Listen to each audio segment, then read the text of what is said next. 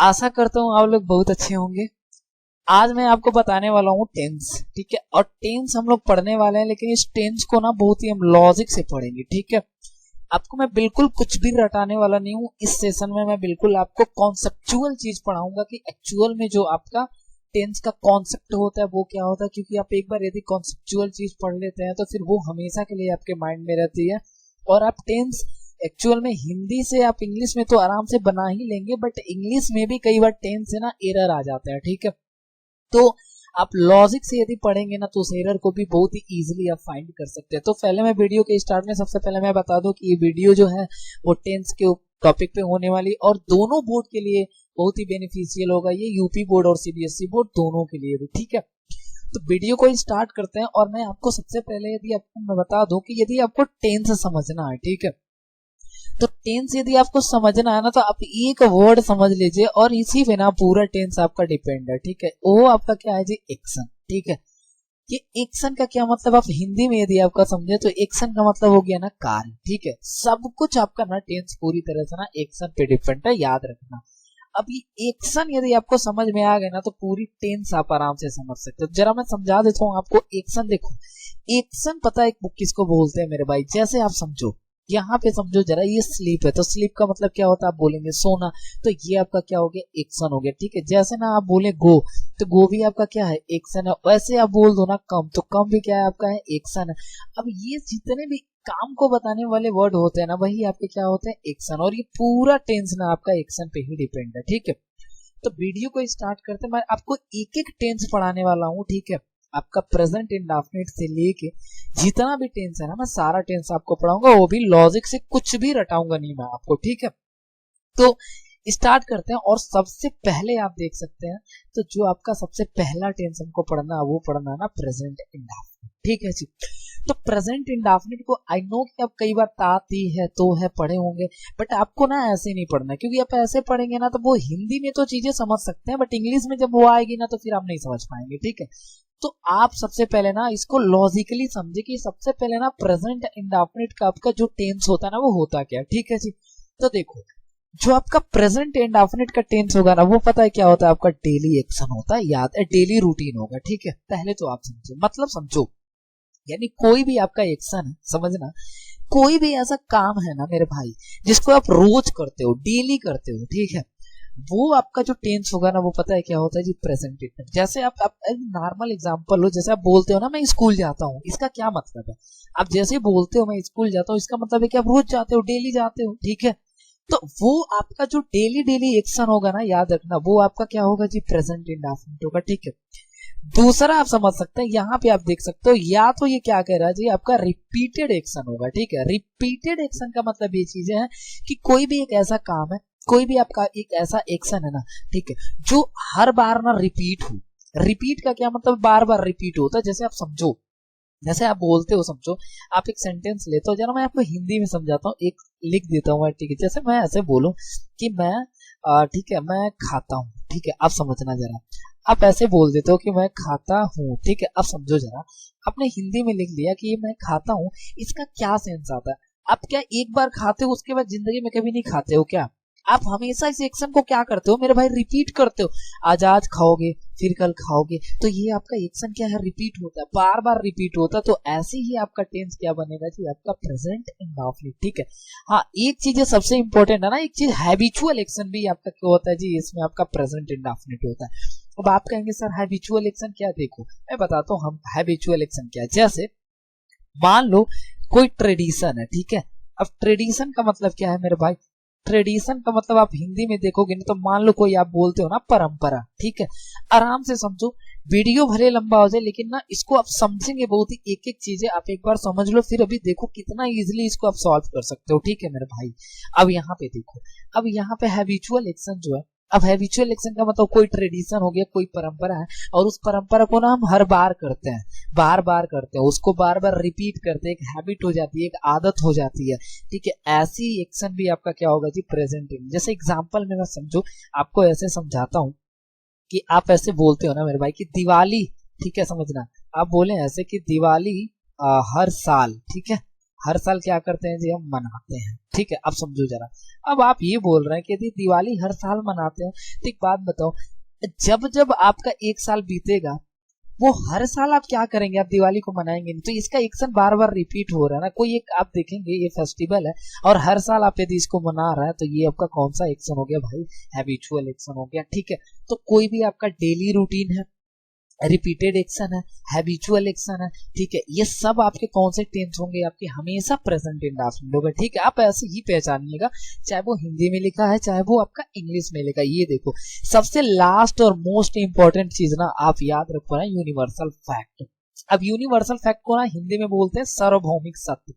जरा समझेंगे कि भाई साहब ये जो आपका सार्वभौमिक सत्य होता है ना, ये क्या होता है। ठीक है, क्योंकि इसको समझना बहुत जरूरी है आपके लिए। ठीक है, क्योंकि आप देखो ये आपका जो यूनिवर्सल फैक्ट होते हैं ना, जितने भी सार्वभौमिक सत्य, ठीक है, ये तो हमेशा मेरे भाई ये कभी पास्ट में नहीं बन सकता, याद रखो।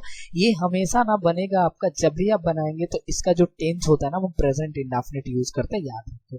तो आप सबसे पहले समझ लो ना यूनिवर्सल फैक्ट क्या होता है, तो समझते हैं। देखो मान लो कोई भी ऐसी बातें हैं, ठीक है, कुछ भी हो सकता है वो, और कोई भी ऐसी बातें हैं जो ना पहले चेंज हुआ हो, ना आज चेंज हुआ है, ना आने वाले टाइम में कभी चेंज होगा, मतलब वो कभी बदलेगा ही नहीं।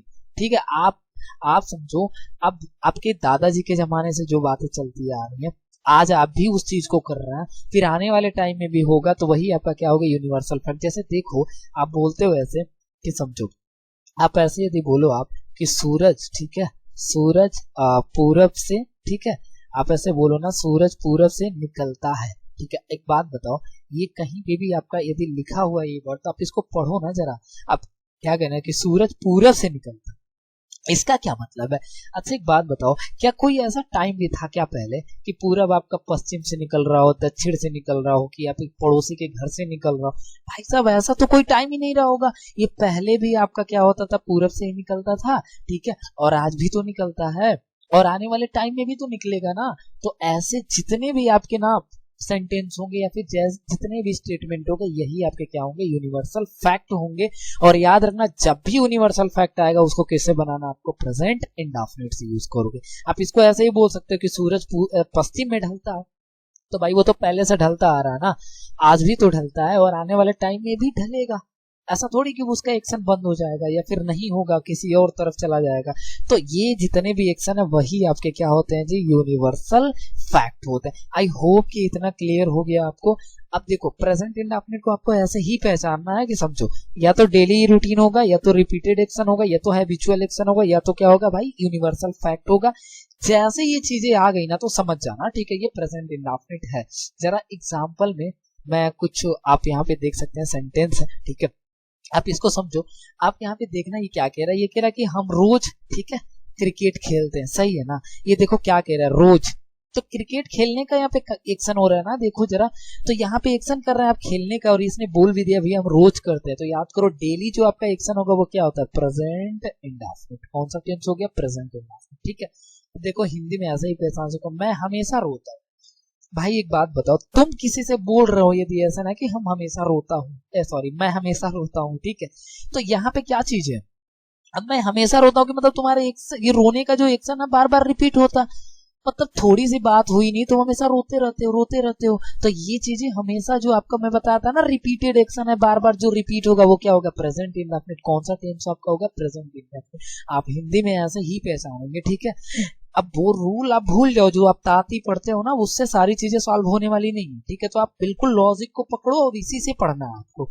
आगे आप बोलते हो कि पृथ्वी सूर्य का चक्कर लगाती। भाई एक बात बताओ, पहले भी तो पृथ्वी सूर्य का चक्कर ही तो लगाती थी, ऐसा थोड़ी कि सूर्य पृथ्वी का चक्कर लगाती, और अभी भी लगाती है, और आने वाले टाइम में ऐसा ही होगा। ये चीजें बदलने वाला नहीं है। तो आपको समझ में आया भाई, ये पता है क्या है, ये तो आपका हो गया यूनिवर्सल फैक्ट हो गया। और यूनिवर्सल फैक्ट आपका कौन सा टेंस में आता है, प्रेजेंट इंडेफिनिट में आता है। भाई ऐसे ही समझना आपको। अब आप समझो जरा, आप ये बोल रहे हैं कि मैं पूजा करता हूँ, ठीक है। अब आप पूजा करते हैं तो इससे क्या समझ में आ रहा है, आप डेली डेली करते हैं, हमेशा करते हैं, ठीक है, बार बार करते हैं आप एक्शन रिपीटेड, आप बोल देते हो ना मैं भोले बाबा का भक्त हूँ, पूजा करता हूँ ऐसे, तो इसका क्या मतलब, एक बार करके छोड़ थोड़ी देते, मतलब हमेशा करते हो, रेगुलर बेसिस पे करते हो। तो याद रखो जो रिपीटेड एक्शन होता है वो क्या होगा, प्रेजेंट इंडेफिनिट। कौन सा टेंस है आपका, प्रेजेंट इंडेफिनिट। अब ये कह रहा वो हर महीने समझना मेरे घर आता है, काम क्या हो रहा है, आने का, और वो कह रहा है हर महीने, मतलब हर महीने जब जब महीना बीतता है तब तब वो आता है। तो बताओ भाई साहब कि हर महीने आता है तो हर महीने उसका एक्शन रिपीटेड नहीं है। आप कहेंगे सर रिपीटेड है, कौन सा टेंस हो गया, प्रेजेंट इंडेफिनिट। ठीक है, आपको ऐसे ही पहचानना। तो आई होप कि आप प्रेजेंट इंडेफिनिट को इजीली पहचान सकते हैं। ठीक है, ऐसे कि कोई भी आपका क्या क्या मैंने फिर से आपको बता देना, फिर से आप देख लीजिए यहाँ पे। यहाँ पे आप समझ सकते हैं कि जब भी आपका कौन कौन सा आज डेली रूटीन आ जाए, रोज रोज का कोई action, repeated action, habitual action या फिर यूनिवर्सल फैक्ट, याद रखो हमेशा कौन सा टेंस यूज करना है, प्रेजेंट इंडेफिनिट यूज करना है। ठीक है, आई होप कि आपको ये क्लियर हो गया। ठीक है, अभी हम जरा बढ़ेंगे ना टेंस पे, तो टेंस को आगे हम आपको फिर मैं बताने वाला हूँ ना, फॉर्मेशन ऑफ टेंस। ठीक है, अब आप पहचानने तो आ गए आपको, मुझे पता है आप बहुत ही इजीली आप पहचान सकते हैं, लेकिन ना सबसे जरूरी होता है ना फॉर्मेशन ऑफ टेंस। ठीक है, कि टेंस को बनाएंगे कैसे, सबसे पहले रखेंगे क्या, फिर क्या आएगा, फिर क्या आएगा, क्योंकि आपने बहुत सारा आपने फार्मूला रटा है, लेकिन मैं बता रहा हूँ ना, मैं आपको एक भी फार्मूला नहीं रटाऊंगा। आप समझो, ये जो मैंने यहाँ पे फॉर्मेशन ऑफ टेंस में जो मैंने दिया है यहाँ पे, समझ जाना, ये जो मैंने सब्जेक्ट लिया है, ये जो मैंने हेल्पिंग वर्ब और ये फिर मेन वर्ब या फिर जो ये ऑब्जेक्ट है, ठीक है, ये मैं बता रहा हूं आपको, ये प्रेजेंट इंडेफिनिट के लिए नहीं है। याद रखना, ये जो आपका फॉर्मूला मैंने लगाया ना, ये सभी टेंस में फॉलो करना आपको, और इसी पे मैं सारा टेंस खत्म करूंगा। आपको मैं कोई फॉर्मूला नहीं रटाऊंगा। ठीक है, आप बस इतना याद रखो कि आपको टेंस कोई भी फॉर्मेशन करना है ना, तो आप समझो जरा, केवल आपको क्या यूज करना है, एक सब्जेक्ट सबसे पहले रखोगे आप, फिर हेल्पिंग ऑफ रख लोगे आप, फिर आप क्या रखोगे, मेन ऑफ, और फिर आपका क्या रखना है जी, ऑब्जेक्ट।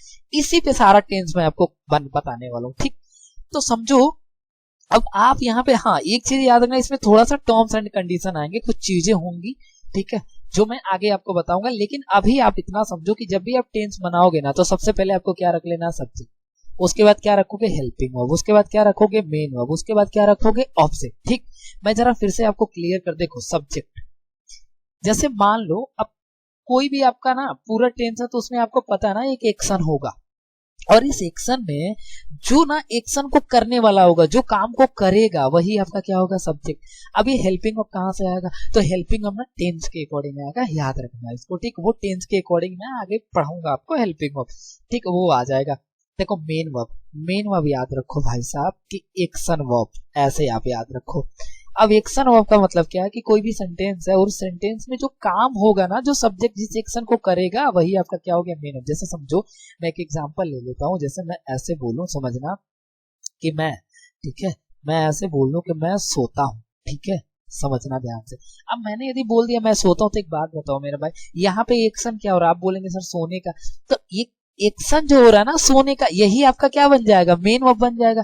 लेकिन एक्शन को कर कौन रहा है, आप कहेंगे सर मैं, तो मैं आपका क्या बन जाएगा, सब्जेक्ट बन जाएगा। ठीक है, अब देखो ऑब्जेक्ट समझो, ऑब्जेक्ट क्या समझो, देखो ऑब्जेक्ट पे मैं एक सेपरेट वीडियो बनाया हूँ, वो आप जाके देख लेना, लेकिन फिर भी मैं यहाँ पे समझा देता हूँ। देखो जो भी एक्शन वर्ब है ना आपका, ठीक है, अब इस एक्शन वर्ब में ना एक क्वेश्चन कर लेना, ऐसा समझो, या तो व्हाट लगा के, ठीक है, या तो whom लगा के आप क्वेश्चन करेंगे। अच्छा देखो, व्हाट का मतलब हिंदी में क्या, होम का मतलब हिंदी में क्या होगा जी, किसे, सही है ना।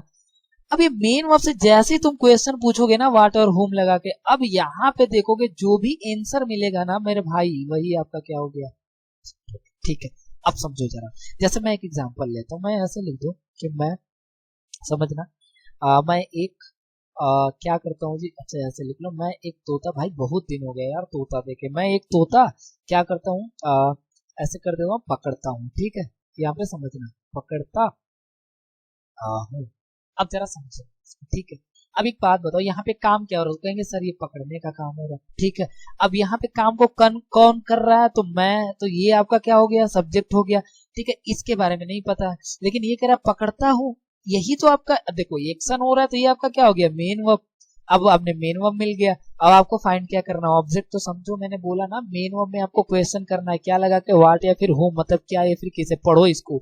मैं एक तोता पकड़ता हूँ, ठीक है, अच्छा पकड़ता हूँ व्हाट, क्या पकड़ता हूँ बताओ। अब आंसर में मिल गया ना भैया, क्या पकड़ता हूँ, एक तोता पकड़ता हूँ। तो समझ रहा हो ना, एक तोता पकड़ता हूँ आपको आंसर में मिल गया ये, तो ये वाला ही आपका क्या हो गया, ऑब्जेक्ट हो गया। समझ गया ना, ऑब्जेक्ट हम इस तरह से क्या कर सकते हैं, निकाल सकते हैं। ठीक है, आई होप ये आपको क्लियर हो गया। ठीक है, आगे जो आपको और भी यदि आपको ऑब्जेक्ट निकालने में दिक्कत हो, मैंने एक वीडियो बनाया, वहां पे जाके देख लो, आराम से निकाल सकते हो। ठीक है, अब जरा आगे बढ़ते हैं। तो समझो, अब एक चीज समझने वाली बात है मेरे भाई की, क्या अब आप समझो जरा, यही चीज समझना आपको कि आपको सबसे पहले क्या रखना है जी, सब्जेक्ट रख लेंगे। ठीक है, उसके बाद क्या रखेंगे, हेल्पिंग वर्ब रखेंगे, उसके बाद क्या रखेंगे, मेन वर्ब, उसके बाद क्या रखेंगे, ऑब्जेक्ट। क्लियर है?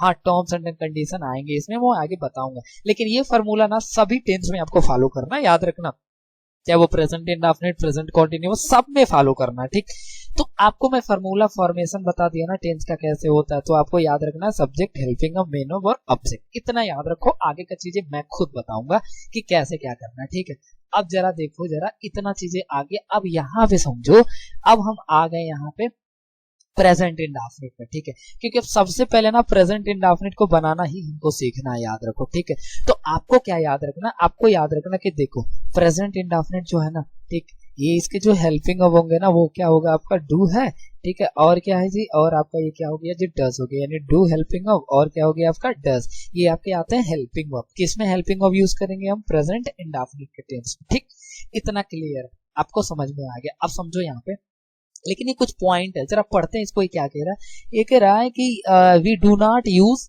Auxiliary verb in positive sentence of present indefinite. कहने का मतलब सिंपल है, कहने का मतलब ये है कि प्रेजेंट इंडेफिनिट का यदि आपके पास टेंस है और वो उसका ना कौन सा टेंस हो जी, पॉजिटिव वाला हो। पॉजिटिव का मतलब ये है कि जिसमें देखो, जिसमें क्वेश्चन ना पूछा जाए और जिसमें नॉट ना आए, या फिर जिसमें ये बकुली ना आए, ठीक है, वही आपका क्या होता है, पॉजिटिव। तो पॉजिटिव सेंटेंस जो होगा ना भाई, ठीक है, तो पॉजिटिव सेंटेंस में आपको क्या कह रहा है, ये हेल्पिंग वर्ब का यूज नहीं करेंगे। अच्छा, ऑक्सिलरी वर्ब का मतलब हेल्पिंग वर्ब, यानी डू और डज का यूज नहीं करना है। किसमें नहीं करना है, पॉजिटिव वाले में, प्रेजेंट इंडेफिनिट में। ठीक, लेकिन समझो तो क्या करेंगे, आगे कह रहा है कि सब्जेक्ट यदि सिंगुलर है ना, तो उसके मेन वर्ब में ही क्या जोड़ दोगे, या तो यस जोड़ दोगे या तो क्या जोड़ दोगे, ई यस। ठीक है, और यदि आपका सब्जेक्ट प्लूरल है तो उसके मेन वर्ब का कौन सा फॉर्म लगाना है, फर्स्ट फॉर्म। ठीक, अब समझो यहाँ पे एक चीज देखो, सब्जेक्ट सिंगुलर है, मेन वर्ब में यस या यस जोड़ रहा हो, सब्जेक्ट प्लूरल है, मेन वर्ब का फर्स्ट फॉर्म। ये भेदभाव क्यों हो रहा है, ये भी चीजें मैं बताऊंगा आपको, बस आप वीडियो में बने रहें। समझो, काफी चीज आप सीख सकते हो, लेकिन सीखो जरा, ठीक है, और मैं सब कुछ बताऊंगा। और यदि कोई डाउट हो ना तो आप कमेंट में ना नीचे कमेंट कर देना, आगे देखो। लेकिन फिर से ये दूसरा पॉइंट लिख रहा है कि helping verb must be used, समझना, यानी ये जो आपका डू और डज है वो हेल्पिंग वर्ब बिल्कुल यूज किया जाना चाहिए।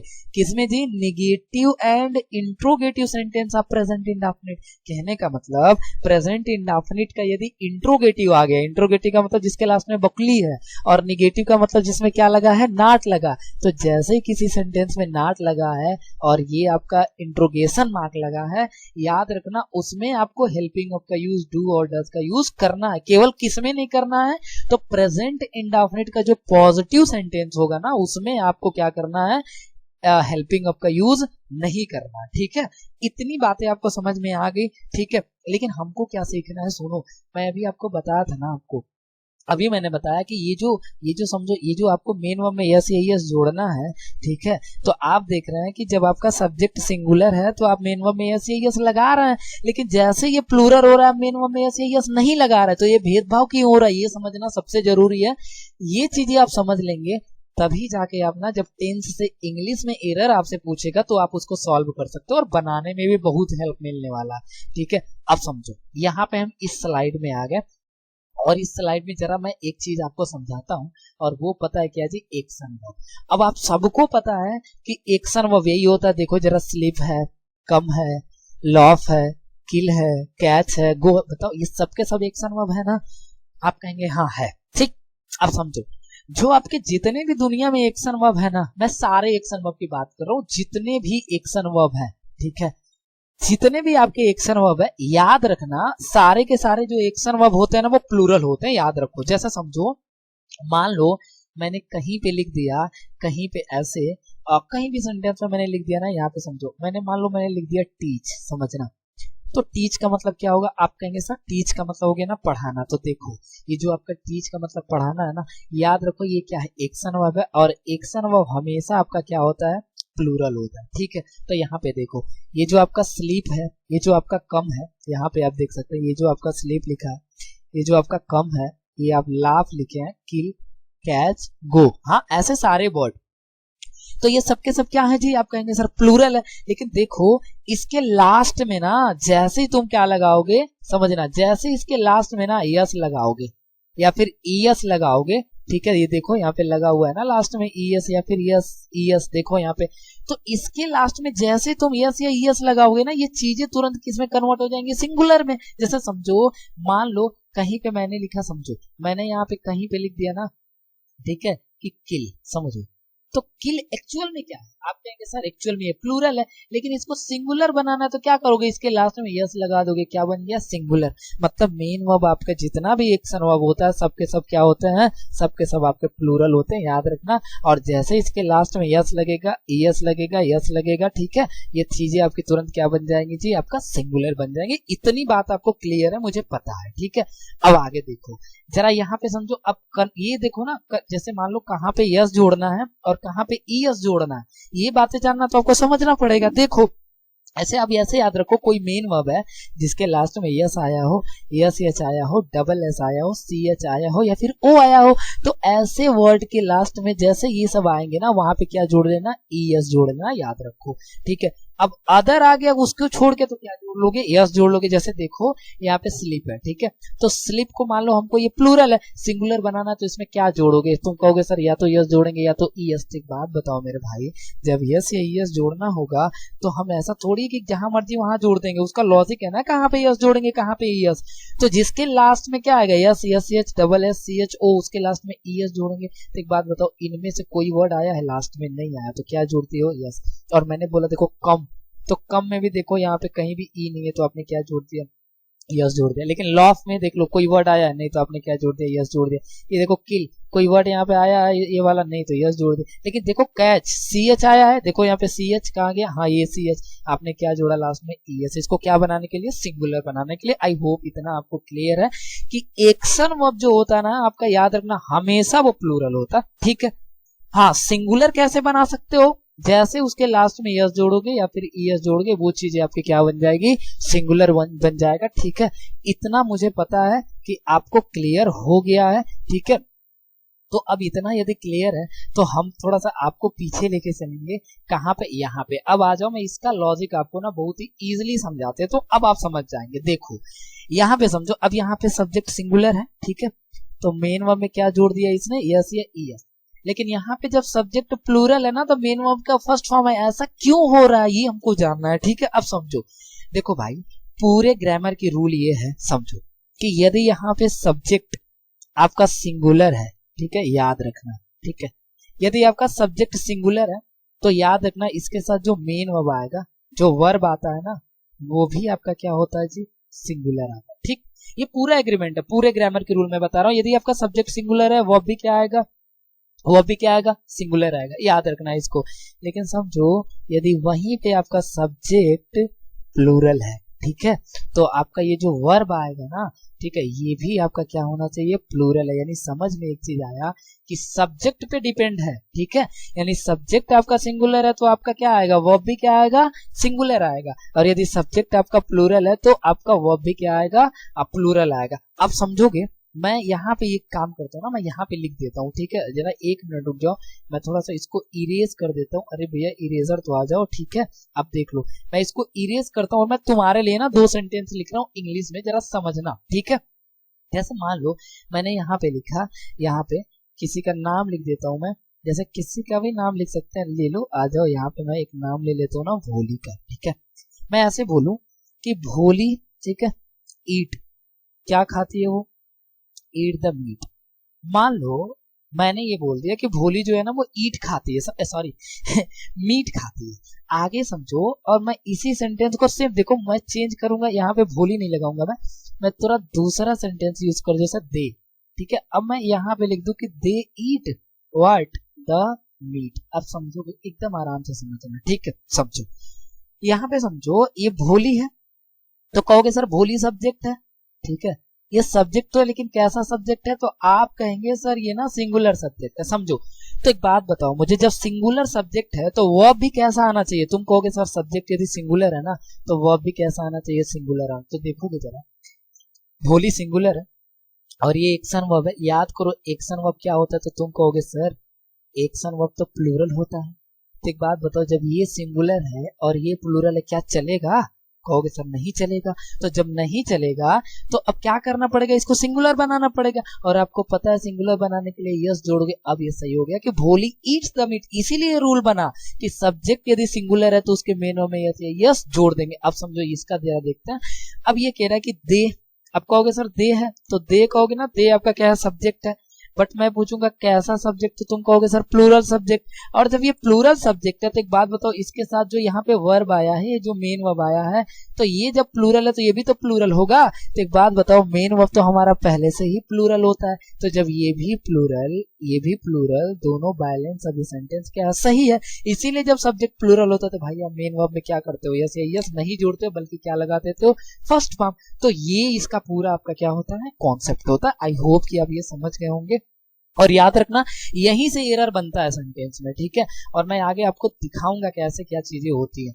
तो याद रखो अभी तक केवल आपको इतना ही समझना है, ठीक है, कि आप देखेंगे कि जो आपका प्रेजेंट इंडेफिनिट है, ठीक है, तो प्रेजेंट इंडेफिनिट का जो पॉजिटिव होगा, पॉजिटिव का मतलब क्या हो गया? पॉजिटिव का मतलब जिसमें नॉट नहीं है और जिसमें आपके क्वेश्चन मार्क्स नहीं है, ठीक है, सॉरी क्वेश्चन मार्क नहीं है, वो आप देखेंगे तो उसमें आपको क्या करना चाहिए? हेल्पिंग ऑफ का यूज नहीं करना है। बस इतनी सा बात याद रखना आपको।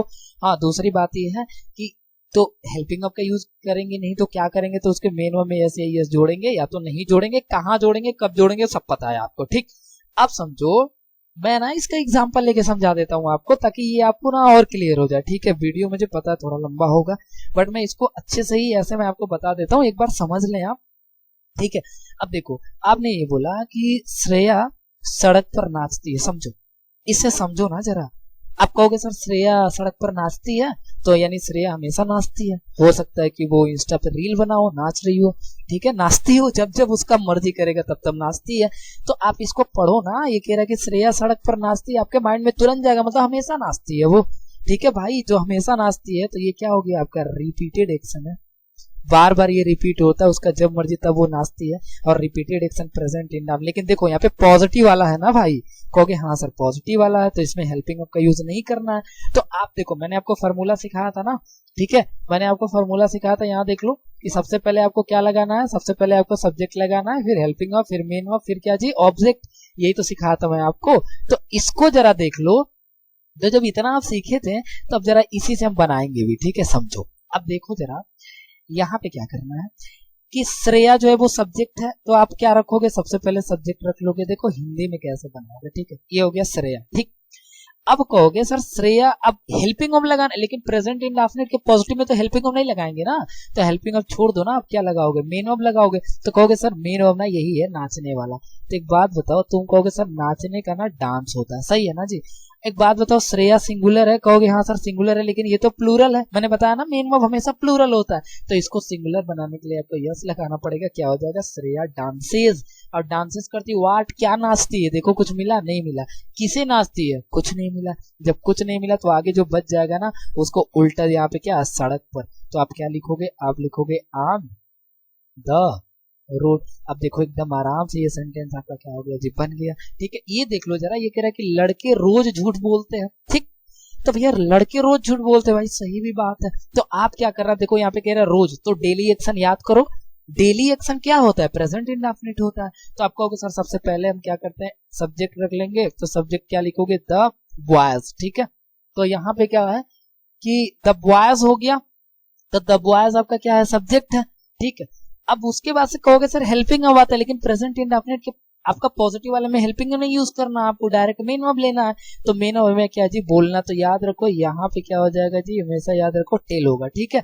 अब एक बात बताओ, द बॉयज जो है, आप कहोगे सर द बॉयज तो प्लूरल है, तो एक बात बताओ, ये भी प्लूरल ये भी प्लूरल, दोनों बैलेंस है, क्या कुछ ऐड करने की जरूरत है? आप कहेंगे नहीं सर छोड़ दो। तो क्या हो जाएगा? द बॉयज टेल व्हाट, क्या बोलते हैं? तो तुम कहोगे सर झूठ बोलते हैं। ठीक है। तो ये है, देखो आंसर में मिल गया ना, यही आपका क्या हो गया, ऑब्जेक्ट। तो याद रखना झूठ का क्या लिखेंगे, अ लाई लिखेंगे तो हो जाएगा द बॉयज टेल अ लाई। इस तरह से आप बिल्कुल क्या कर सकते हैं, सेंटेंस को फ्रेम कर सकते हैं।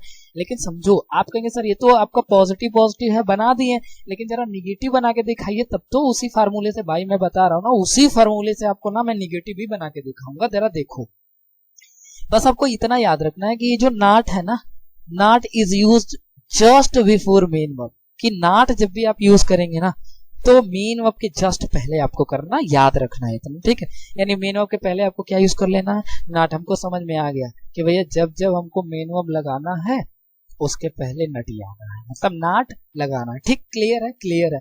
अब समझो, अच्छा आपने पढ़ा होगा, यहाँ पे देख लो जरा, यहाँ पे देख लेना एक बार, मैं फिर से रिपीट कर देता हूँ क्या कह रहा है, हेल्पिंग।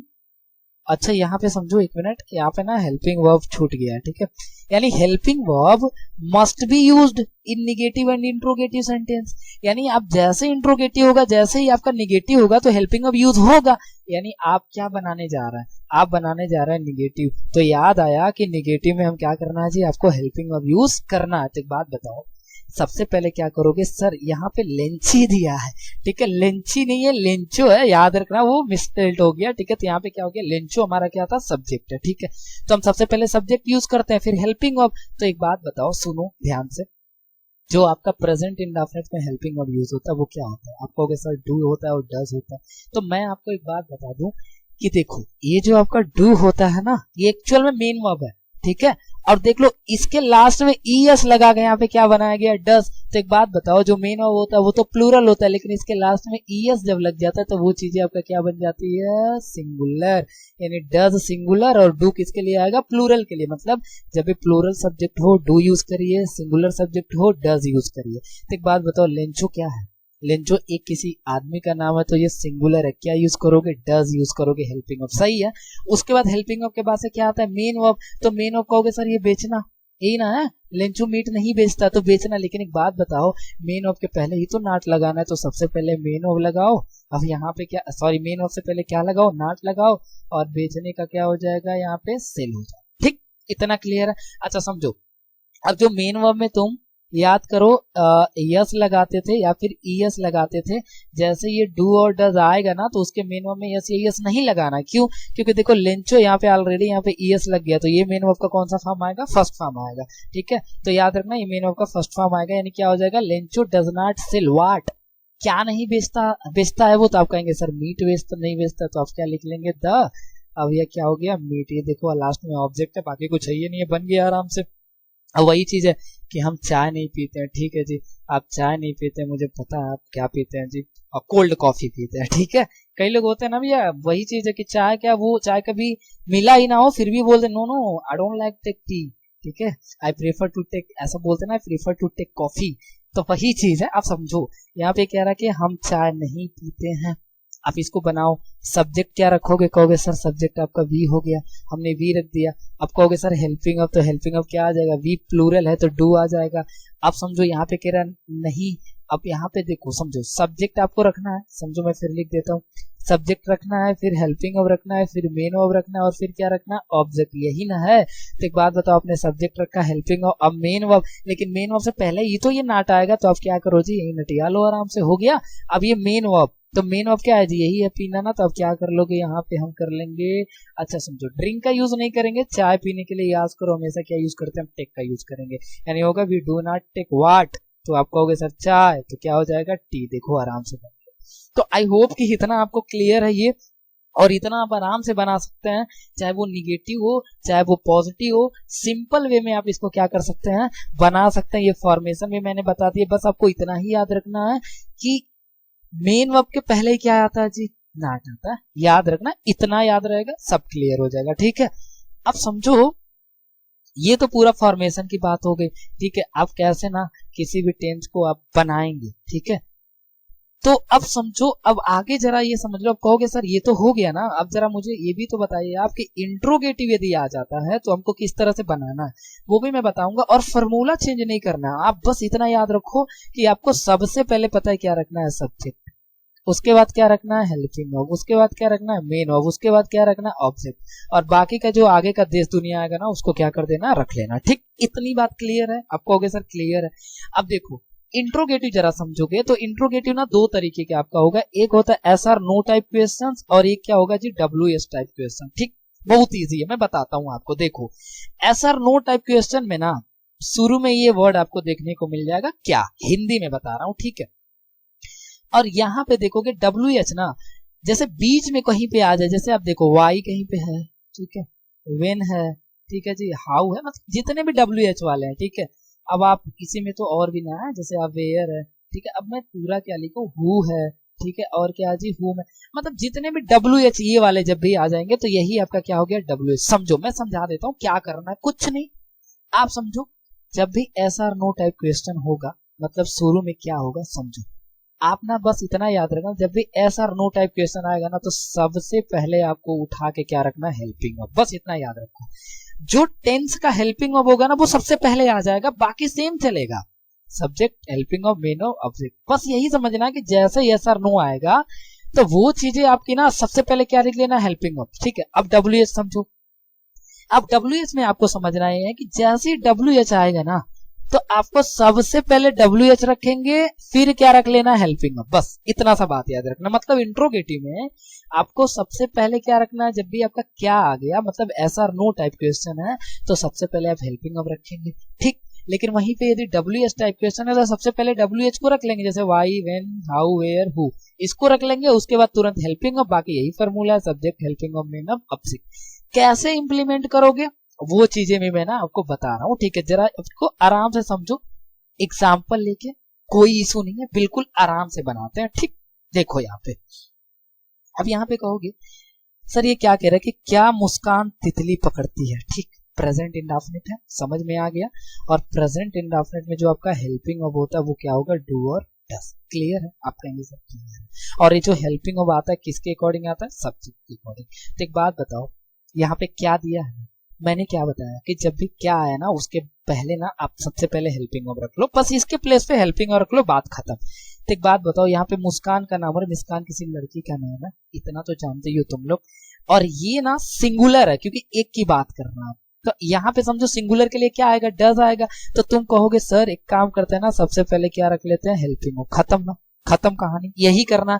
अब आपको फॉर्मूला पता है ना, सबसे पहले सब्जेक्ट रखेंगे तो भाई रखो ना सब्जेक्ट, तो सब्जेक्ट कहोगे सर सब्जेक्ट में तो मुस्कान है तो रख लो मुस्कान को यहाँ पे चुपचाप। ठीक, अब मुस्कान को हमने यहाँ पे रख लिया, ठीक है। अब बताओ मुझे सब्जेक्ट के बाद क्या आता है, कहोगे सर हेल्पिंग वर्ब, तो हेल्पिंग वर्ब तो आपने रख दिया है ना, अभी नहीं रखना है ना, मेन वर्ब अब रखना है आपको।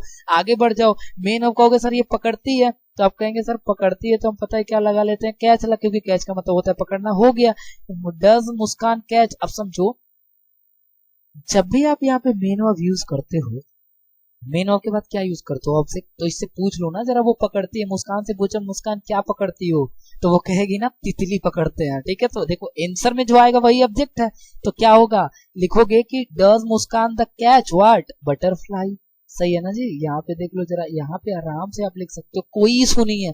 केवल आप समझो जब भी ये क्या आ गया ना तो केवल और केवल आपको उठा के उसके पहले हेल्पिंग वर्ब रखना, बाकी सब सेम सेम बनाना। ठीक है, अब यहाँ पे आ जाओ, ये क्या कह रहा है, सौरभ रील क्यों बनाता है। देखो शुरू में क्या नहीं आया लेकिन बीच में कह रहा है कि क्यों आ गया, तो क्यों का मुझे लगता है तुम क्या करोगे सर, कहोगे वाई होता है, तो मैंने बताया ना वाई होता है, ये WH है। और जब ये WH है तो एक बात बताओ मुझे, WH तो सबसे पहले आएगा ना, बॉस है ये, he is the king of the present indefinite, या फिर किसी भी टेंस का ये किंग है, ये सबसे पहले आएगा, याद रखना WH जब भी आएगा। तो यहाँ पे क्या हो गया, WH आपने सबसे पहले रखा, मैंने बताया ना WH के तुरंत बाद हेल्पिंग वर्ब आएगा, लेकिन हेल्पिंग वर्ब सब्जेक्ट के अकॉर्डिंग आएगा। सौरभ ही तो सब्जेक्ट है, सौरभ भी आपका सिंगुलर है, तो यहाँ पे क्या कर दोगे, कहोगे सर डज, हो गया ना।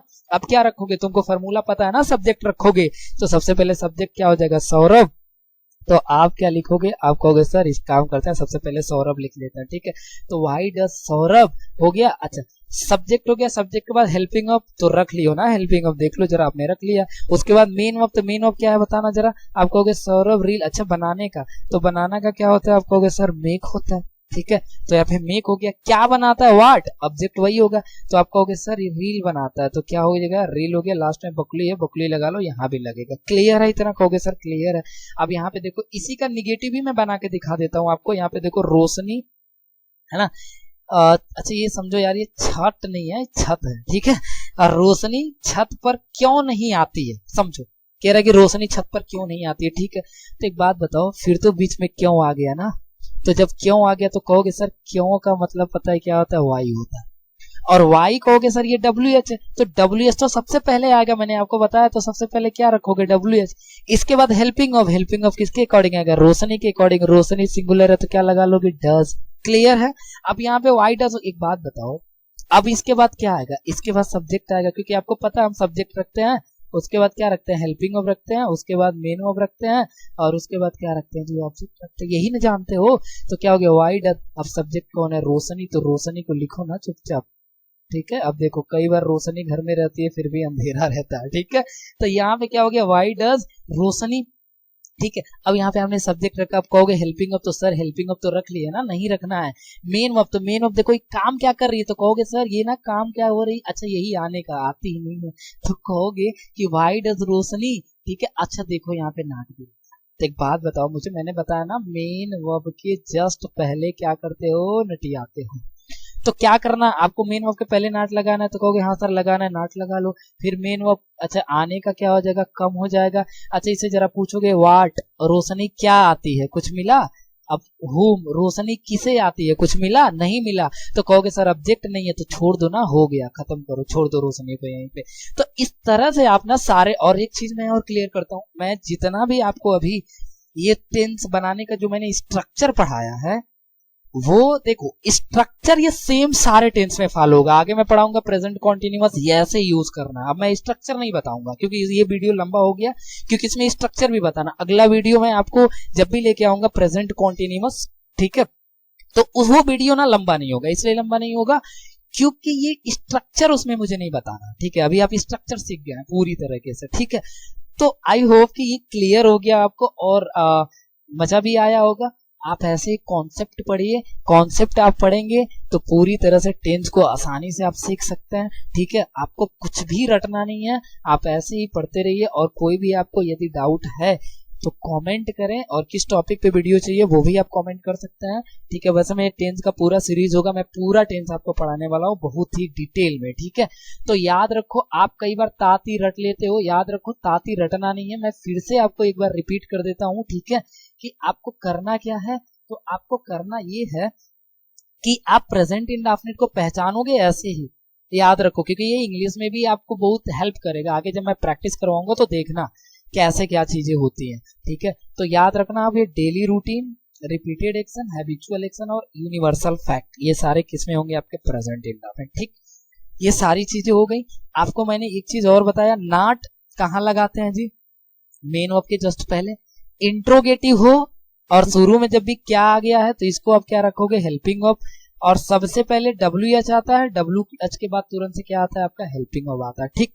इतना ही बातें आपको याद रखना है पूरा बनाने में सेंटेंस, बस तीन ही चीजें तो याद रखना है आपको, और क्या। और मैंने आपको पूरा फॉर्मूला बता दिया ना कि सब्जेक्ट लगाना है, हेल्पिंग ऑफ लगाना है, मेन ऑफ लगाना है, और क्या लगाना है जी, ऑब्जेक्ट लगाना है। जहां पे हेल्पिंग ऑफ की रिक्वायरमेंट नहीं होगी नहीं लगाएंगे, ठीक है। वही चीजें आगे बढ़ जाएंगे। अब तो इतनी भी सारी, इतना बताओ, 3 टॉपिक में मैंने पूरा आपको टेंस बता दिया, और अब कोई स्ट्रक्चर बदलने वाला नहीं, इसी पे सारा टेंस हम फॉलो करेंगे पूरा का पूरा। तो आई होप कि ये क्लियर हो गया, और यदि समझ में आया हो तो वीडियो को शेयर करो, और कमेंट में अपना ना ओपिनियन जरूर देना कि समझ में आया कि नहीं आया है, कंफ्यूजन है तो उसमें अपना कमेंट में लिख के मुझे बता देना।